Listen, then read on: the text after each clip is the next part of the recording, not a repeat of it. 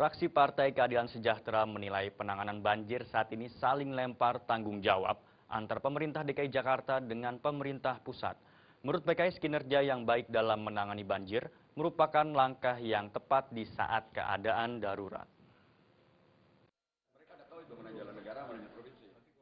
Pernyataan ini disampaikan anggota Komisi 8 dari fraksi Partai Keadilan Sejahtera, Hidayat Nur Wahid di Gedung DPR Senayan, Jakarta siang tadi.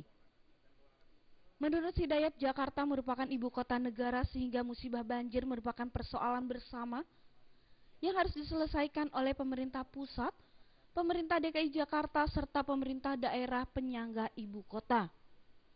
Koordinasi yang dilakukan Gubernur DKI Joko Widodo terhadap sejumlah instansi terkait dalam upaya penanganan banjir dianggap terlambat. Seharusnya koordinasi masalah banjir dilakukan sebelum musim hujan tiba. Hidayat berharap pemerintah pusat dan pemerintah DKI Jakarta bekerja sesuai tugas pokok dan fungsinya sehingga tidak saling menyalahkan satu dengan yang lainnya. Tapi masalah banjir Jakarta bukan hanya terkait dengan jalan pusat maupun jalan negara maupun bukan jalan negara. Ini juga terkait dengan realita yang ada di Jakarta. Memang ada yang terkait dari luar Jakarta seperti yang dari Jawa Barat dan lain sebagainya. Karenanya memang yang paling baik adalah masalah ini harusnya juga koordinasi bukan diselenggarakan sekarang. Banjir sudah kejadian dan masalah banjir ini kan sudah menjadi kayak musibah tahunan. Artinya sejak selesai masa musim hujan tahun yang lalu, harusnya segera ada koordinasi antara pemerintah pusat, pemerintah di Jakarta, dengan di Jawa Barat, dan di mana-mana saja untuk menyelesaikan masalah banjir. Seperti diketahui, sejumlah wilayah di Jakarta kembali dilanda banjir. Sayangnya Gubernur DKI Joko Widodo baru menginstruksikan agar BPPT dan BMKG untuk melakukan rekayasa cuaca. Dari Jakarta, Agus Purwoko melaporkan. Ratusan rumah penduduk di Desa Tambangan, Kecamatan Rambang Kuang, Kabupaten Ogan Ilir, Sumatera Selatan terendam banjir. Banjir terjadi akibat meluapnya aliran sungai Rambang Ogan Ilir karena tingginya curah hujan selama beberapa hari terakhir.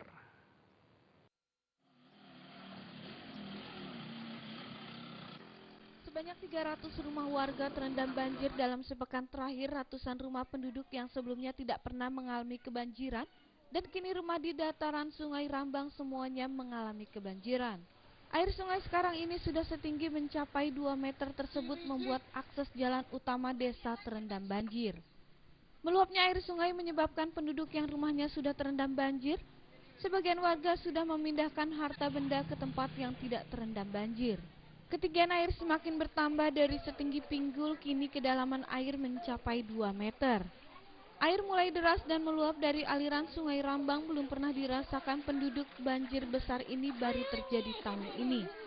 Akibat banjir yang merendam ratusan rumah, aktivitas warga desa sehari-hari kini menjadi lumpuh total. Ini kondisi banjir sudah mencapai 2 minggu.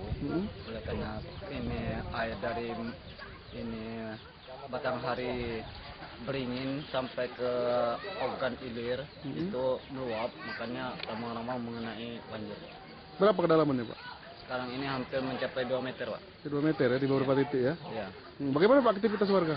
Sekarang ini aktivitas warga terganggu, kemudian untuk mencari nafkah pun agak susah, Pak. So, ya? Ya. Beberapa warga desa mulai mengeluhkan dan mengalami penyakit gatal-gatal.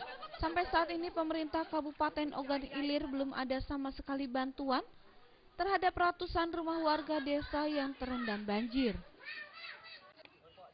Dari Ogan Ilir, Sumatera Selatan, Yolanda dan Ardian Sanugraha melaporkan. Hujan yang mengguyur Kabupaten Bangka beberapa hari terakhir tidak hanya menggenangi pemukiman warga, namun juga membuat jembatan Jelutung nyaris ambruk akibat terjangan air. Kendaraan yang bermuatan lebih dari 5 ton dilarang untuk melintasi jembatan tersebut lantaran pondasi jembatan yang sudah mulai rusak.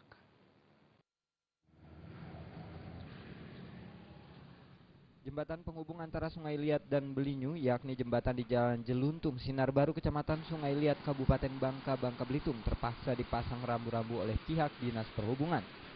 Rambu yang dipasang untuk menghimbau pengguna jalan agar kendaraan yang bermuatan di atas 5 ton dilarang melintas. agar kerusakan jembatan tidak semakin parah. Tidak hanya itu, garis polisi juga tampak dipasang pihak Polres Bangka di sepanjang jembatan untuk memberikan tanda kepada pengendara untuk mengetahui batas yang boleh dilewati kendaraan. Pondasi jembatan yang hampir rubuh ini diduga tak kuat lagi menahan arus air yang kencang saat hujan lebat yang mengguyur kota Sungai Liat dan sekitarnya beberapa hari terakhir ini. Ditambah lagi adanya aktivitas penambangan timah rakyat baik di sisi kiri maupun sisi kanan jembatan. Jalan ini sebenarnya kalau kita lihat kondisi memang harus kita utamakan ya kendaraan yang tonase ya, yang di bawah 5 ton rencana. Cuman sekarang ini keadaan ya terpaksa ya kita izinkanlah seperti kendaraan tinggi minyak kecuali sawit. Nah, sawit kalau bisa jangan lewat. Dari Sungai Liat, Bangka Belitung, Fahrul Roji melaporkan. Petugas kepolisian lalu lintas Jakarta Selatan menutup ruas jalan TB Simatupang yang amblas selama sepekan ke depan. Penutupan jalan dikarenakan adanya perbaikan ruas jalan yang amblas akibat banjir beberapa hari lalu.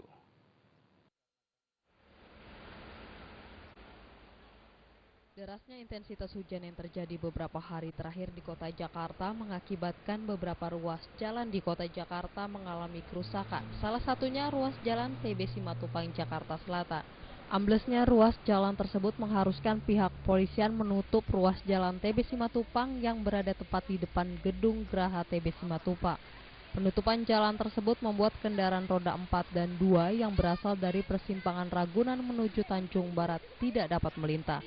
Menurut keterangan Kepala Satuan Lalu Lintas Jakarta Selatan, AKBP Satimin mengatakan akibat adanya perbaikan jalan amblas di ruas jalan TB Simatupang, akses jalan akan ditutup selama sepekan ke depan. AKBP Satimin mengatakan terkait penutupan jalan, petugas polisian melakukan sejumlah pengalihan arus sejak Rabu kemarin. Di antaranya akses jalan mengarah Pasar Minggu dan Buncit dialihkan ke Jalan Jati Padang Raya. Untuk mengantisipasi penumpukan kendaraan pada jalur pengalihan, petugas telah menyiapkan alternatif di mana jika dalam waktu 1 jam terjadi penumpukan, pihak polisian segera melakukan koordinasi dengan pihak jasa marga untuk membuka ruas tol agar mengurai penumpukan kendaraan. Lanjut untuk penghuni dalam artian yang sebelum jembatan rusak itu kan ada akses jalan yang menghubungkan jalan arah ke Pasar Minggu dan Buncit. Nah, tentunya kami membuat one way untuk khusus masuknya di samping kita sebelah kanan ini yang bisa mengakses ini karena sebelum jembatan rusak ada akses yang saya sampaikan Jati Padang. Nah, itu bisa untuk masuknya. Dari Jakarta, Diah Windy dan Muhammad Ihsan melaporkan. Kayu masih memiliki sejumlah informasi lainnya. Di antaranya Komisi Pemberantasan Korupsi KPK menetapkan Sekjen Kementerian ISDM Waryono Karno sebagai tersangka baru dalam kasus dugaan suap di SKK Migas. Informasinya setelah yang satu ini.